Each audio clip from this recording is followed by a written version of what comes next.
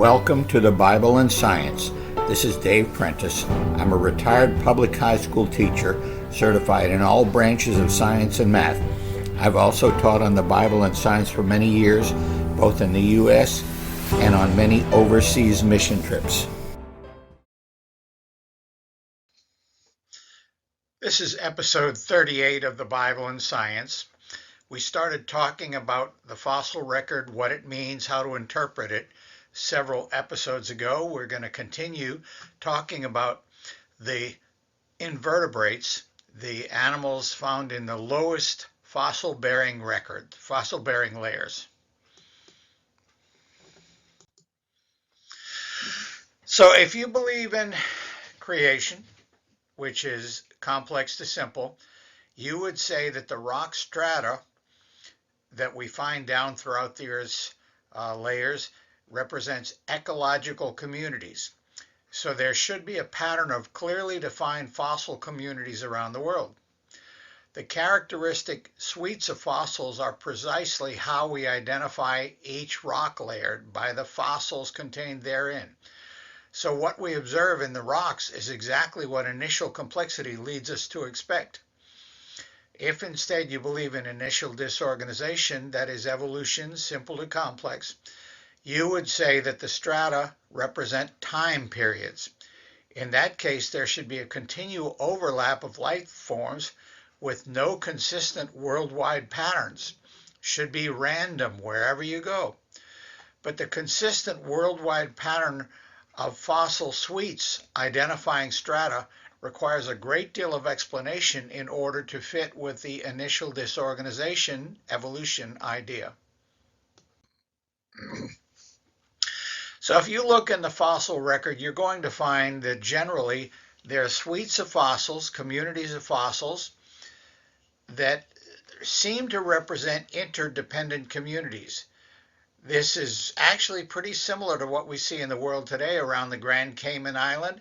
There are 4 distinct ecological communities thriving at the same time and the same place, depending upon their elevation above or depth below sea level. From about 0 to 200 feet, we have a group that live by the reef. These are thousands of typical shallow water species like corals and barracudas and stingrays and eels and so forth.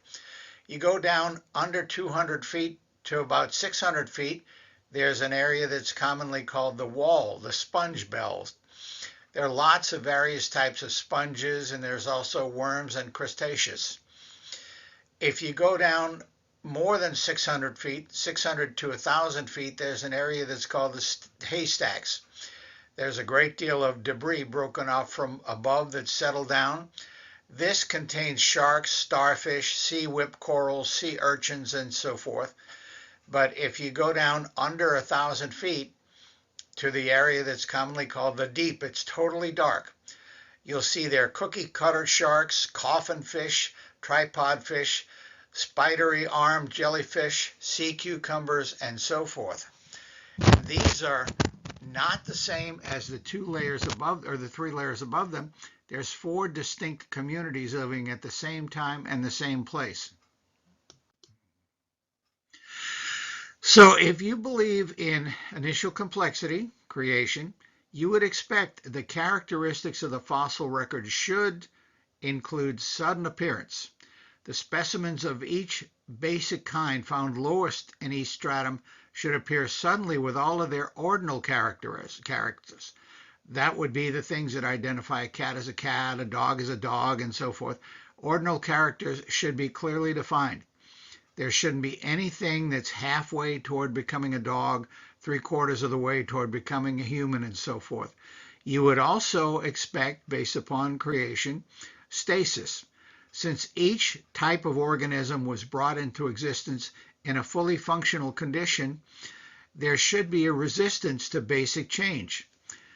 The fossils should be recognizable from bottom to top, or from top to bottom, as the same basic type, from their lowest appearance in the fossil record until the present or until they became extinct.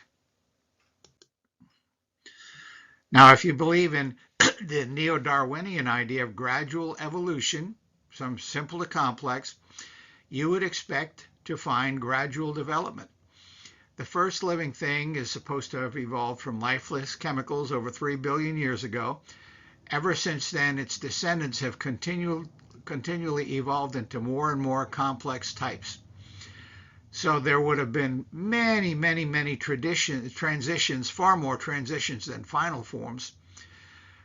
So during the development into each terminal form, you would have had a tremendous number of transitions.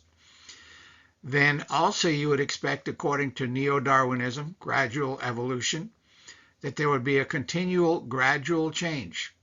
So once the first recognizable terminal form of each type, the first dog, the first cat, or whatever, there would be no reason for its descendants to stop evolving. They should keep evolving. Therefore, the fossil record should show continual gradual change.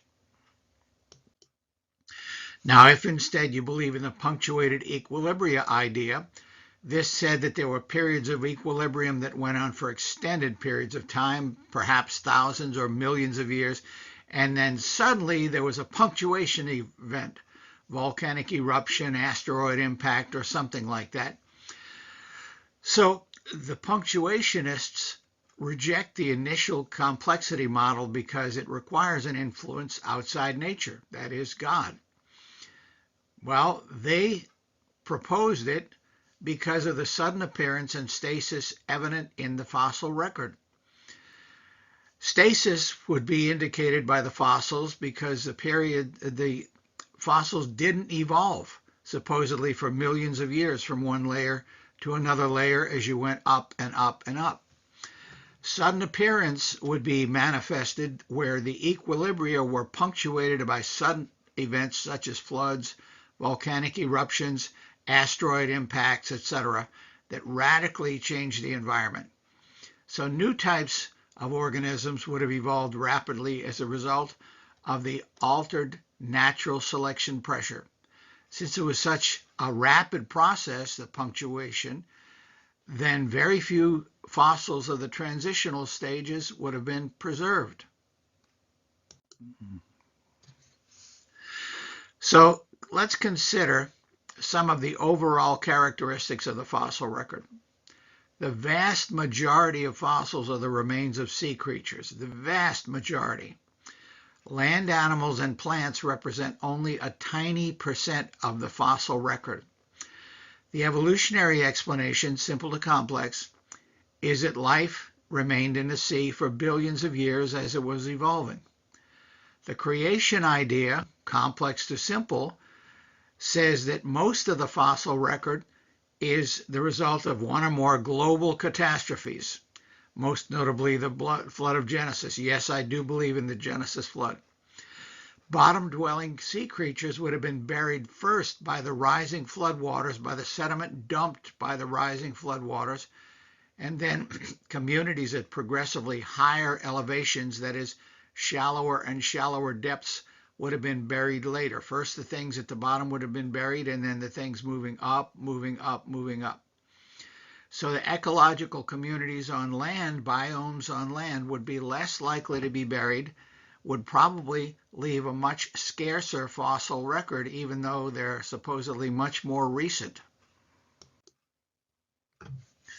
So looking at the geologic timescale, you can see that at the bottom are the Precambrian rocks, and there's a group of fossils that are known as the Ediacaran fossils. Those are dated at 650 million years. Now, you do find some fossils at lower levels than that, mainly things like blue-green algae, but the first community of animals would be in the Ediacaran. And I want you to think about this. The fossil record consists of nothing but missing links. According to the Oparin-Haldane hypothesis, life was a result of chemical processes. We have no idea what kind of cell the first living thing was. We would call it Luca, the last universal common ancestor. We just have no idea what it was. It was a result of carbon, hydrogen, nitrogen, oxygen, sulfur, phosphorus, and so forth, coming together by random chemical processes. So we've attempted to duplicate something like that, but we don't even put all of the elements in there because they mess things up too much. So later, after this LUCA evolved from lifeless chemicals, we have no idea what kind of organisms it might have evolved into that became the first specimens of plants, algae, fungi, animals, and so forth. So how many things can we trace all the way from the beginning until the present? Not one single type of living thing. We don't know what the first living thing was. We don't know what the transitions might have been. It's strictly a matter of faith. There's a group of fossils named for the Ediacara Hills of Australia. They're called the Ediacaran fauna. Precambrian times are supposed to have lasted almost 4 billion years.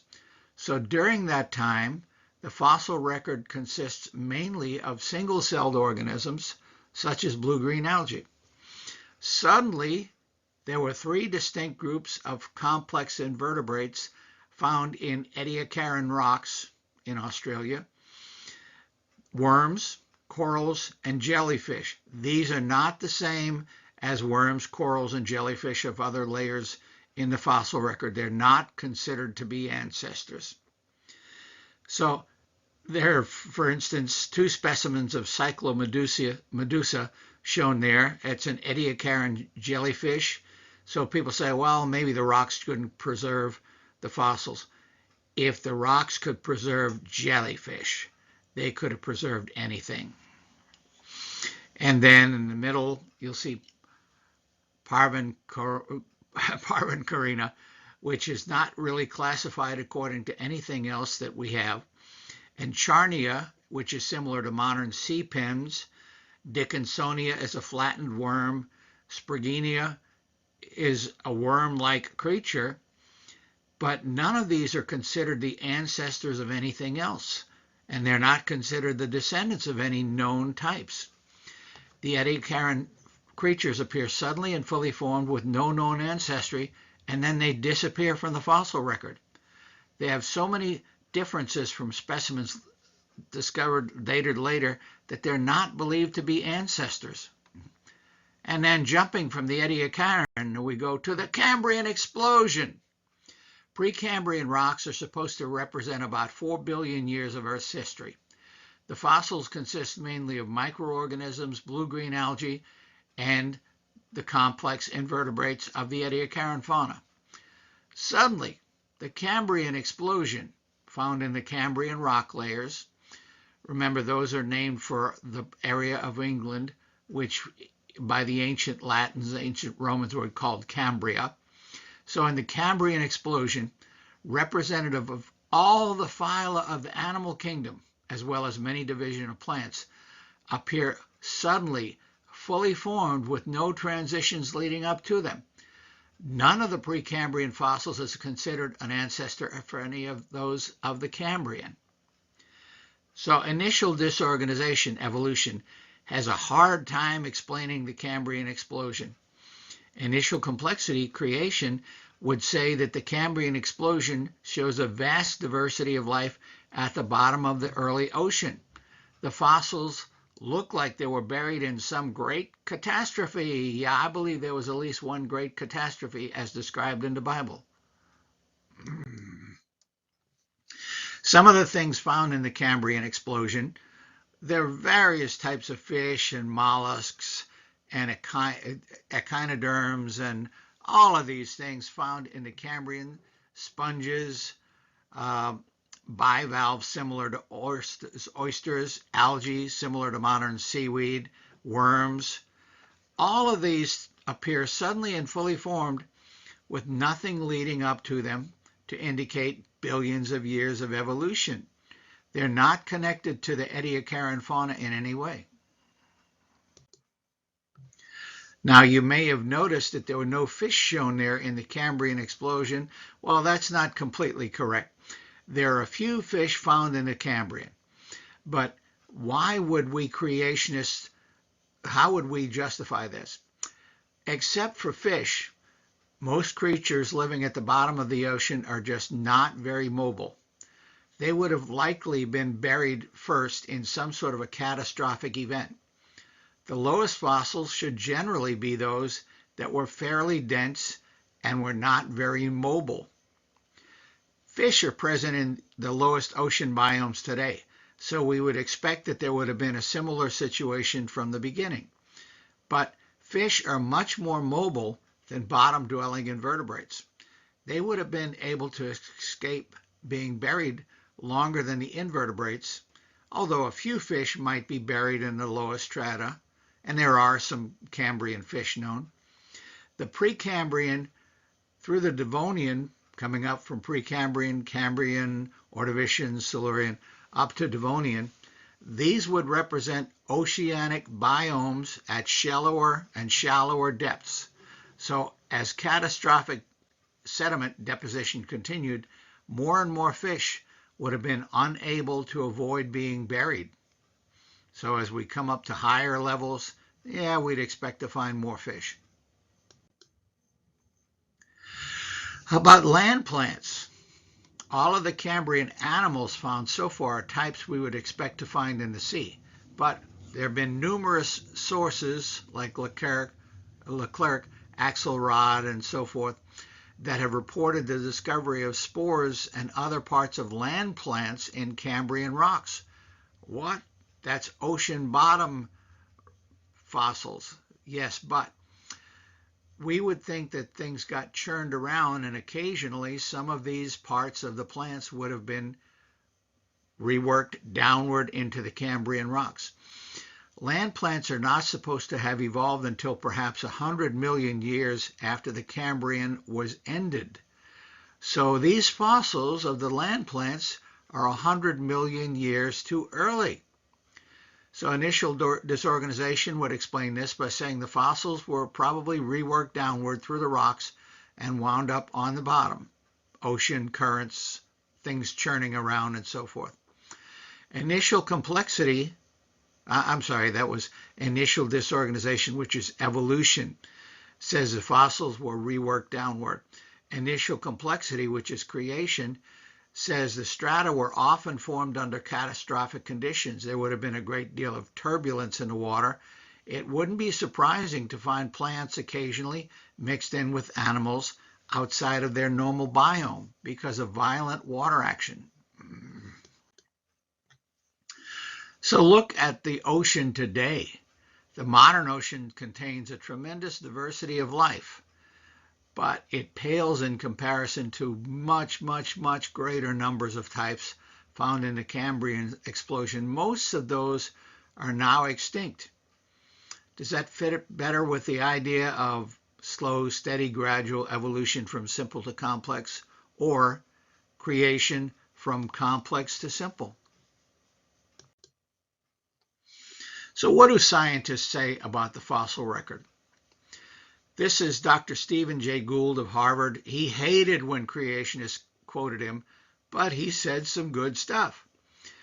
He said the extreme rarity of transitional forms in the fossil record persists as a trade secret of paleontology.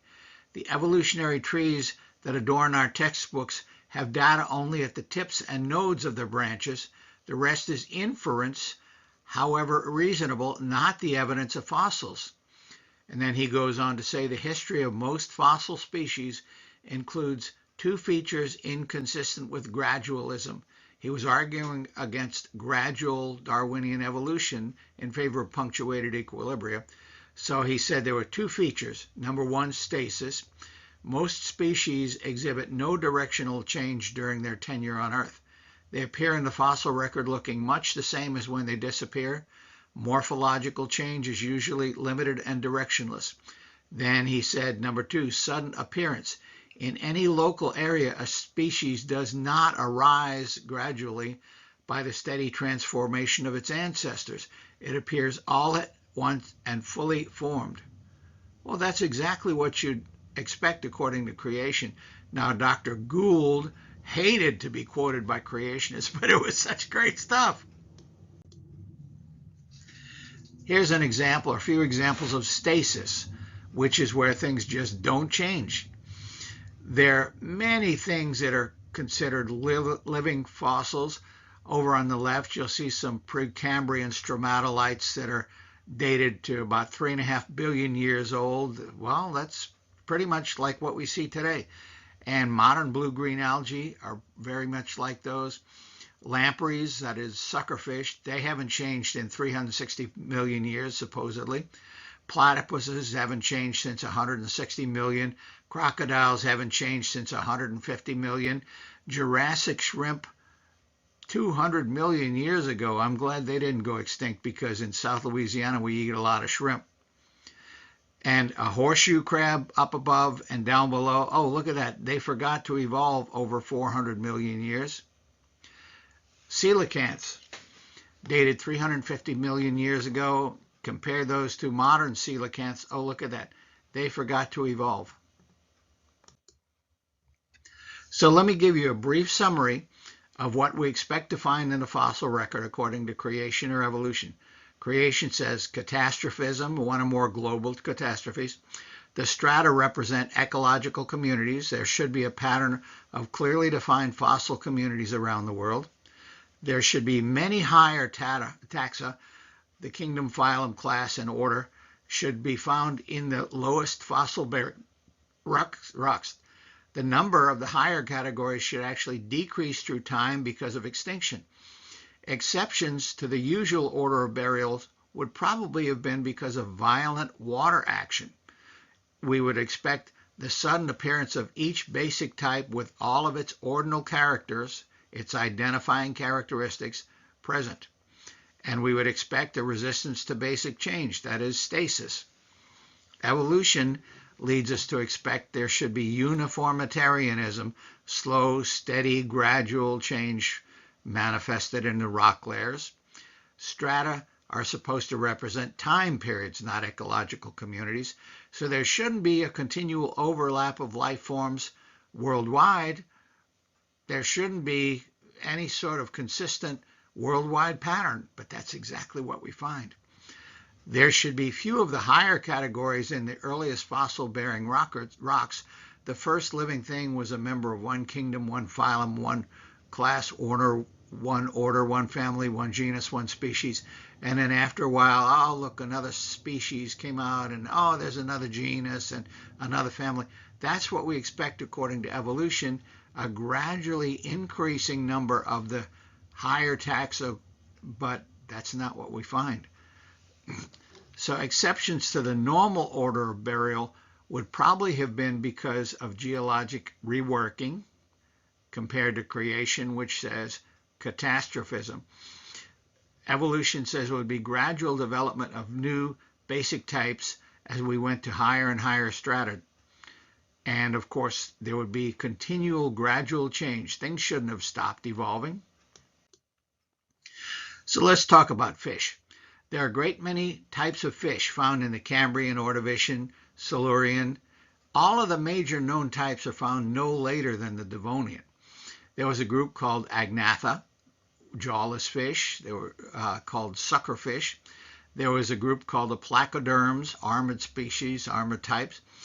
And Osteichthyes, which is what we see today. That's what you eat when you go out to a restaurant. Chondrichthyes, which are the cartilaginous fish, the sharks. They're considered primitive, but yet they're the last major group to appear in the fossil record. So where'd they all come from? Well, in the Precambrian, you don't have fish. You don't have anything in the lower layers gradually developing into fish. What you see is certain little critters like Amphioxus. These things are not fish, although the evolutionists are trying to connect them to fish because they have nothing else to offer in their place. There's a sharply defined gap between Precambrian segmented animals such as Amphioxus. It has a segmented spinal cord, that is a nodal cord, and vertebrates have a bony spinal cord. There's nothing connecting. So these are proposed as the ancestor of fish because there is nothing else to offer in their place. These are the major classifications of fish. In the Linnaean system, fish belong to kingdom Animalia, which contains dozens of phyla. Fish, reptiles, mammals, and so forth belong to phylum Chordata. That's animals with a spinal cord. Within the chordates, subphylum Vertebrata includes animals with a backbone. There are 5 classes of fish that have been identified usually. Class Agnatha, jawless. Placodermi, which are the extinct armored fish, like a swimming tank. These were huge. Class Acanthodii, which are called spiny sharks, and they're believed to be extinct. Class Chondrichthyes, the ones that have a skeleton of cartilage rather than bone, like sharks. And then class Osteichthyes, which are the bony fish. That's your ancestors. Osteichthyes is divided into subclass Actinopterygii, which had fins made of webs and skin supported by bony spines, and Sarcopterygii, which are called lobe-fin fish because their fins are fleshy. This includes order Crossopterygii. It includes a suborder. You're memorizing all of this, right? This includes suborder Ribidistia, which includes one particular genus, Eusthenopteron. That's the fish from which many believe amphibians and therefore all land animals such as you evolved. We're going to get to that in the next episode. So many people believe that some sort of crossopterygian fish crawled out onto land and then he gradually evolved into mammals. Yes, but others believe that it wasn't the crossopterygian fish, it was the lungfish instead. That's going to be our topic in the next episode. So far, what we've seen is that everything appears in a fossil record suddenly and fully formed with nothing leading up to it. Once it appears, it doesn't evolve. It stays the same. And the way we identify rock layers is by a clearly defined community or suite of fossils. This is far more compatible with the idea of creation. Now, if you absolutely refuse to believe there could be an intelligent creator, then yeah, you're not going to believe anything I say. But I started out believing in evolution, and I changed my mind and came to the conclusion that creation and intelligent design was a much more reasonable explanation for everything we see.